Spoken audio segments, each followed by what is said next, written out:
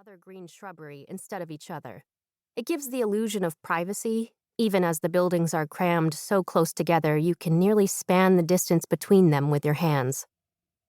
I'm accustomed to the dense housing of an urban environment, with San Francisco's mere 47 square miles housing nearly 1 million people, but the number of players Bastille is able to squeeze into these little villages is impressive even to me. I shift the strap on my shoulder, thinking of the hot pink sleeping bag inside the bag I'm carrying.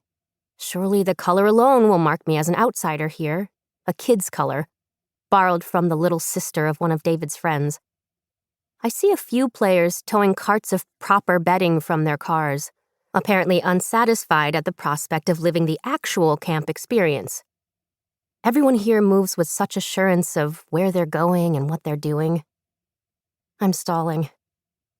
Finding my assigned villa will lead to my going inside, which will lead to making this entire thing real. As it is now, I am simply a visitor, wandering the grounds in admiration.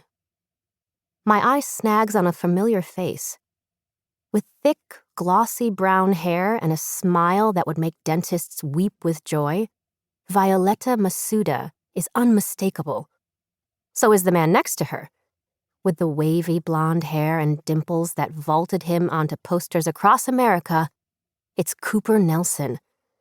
He was once considered the next big thing in American men's tennis, until multiple knee injuries forced an early retirement. So this is where he ended up.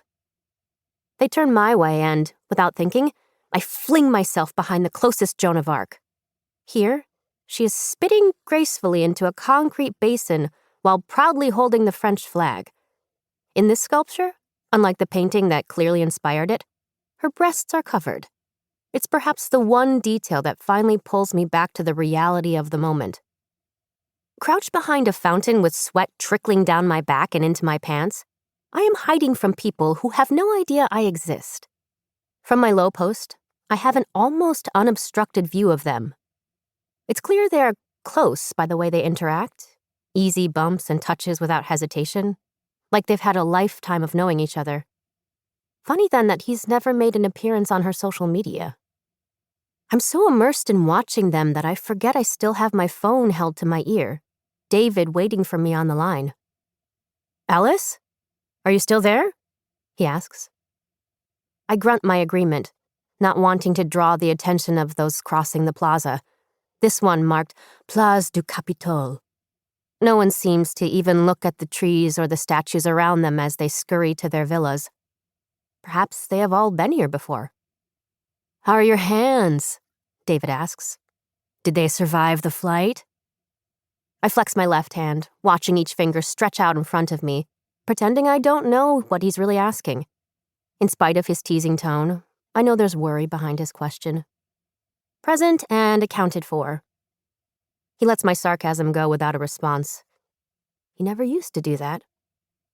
I watch Violetta and Cooper hug goodbye, her arms lingering just a fraction longer than his, then stand and stretch my legs with relief once they're out of sight. My entire body is slick with sweat, my curly hair uncomfortably plastered to the back of my neck, and my phone screen fogged from my body heat. "Listen," David continues, not bothering to ask my permission for this unsolicited pep talk. "I know this is scary, but you can do this. We believe in you. You're going to be great, and we'll be cheering you on the whole way." We. He keeps using the plural pronoun, as if he speaks for the rest of the family. I drag a finger through the water in the fountain, hoping it might cool my body and therefore my mind.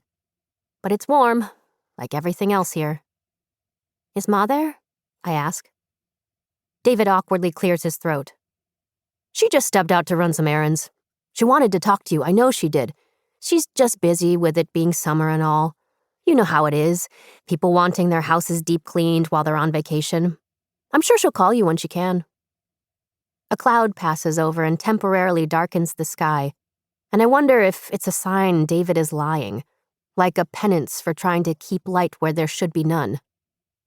He's always been the upbeat one, cracking jokes and prying smiles even from the grim lips of Amma, who smiles less now than she did in the before.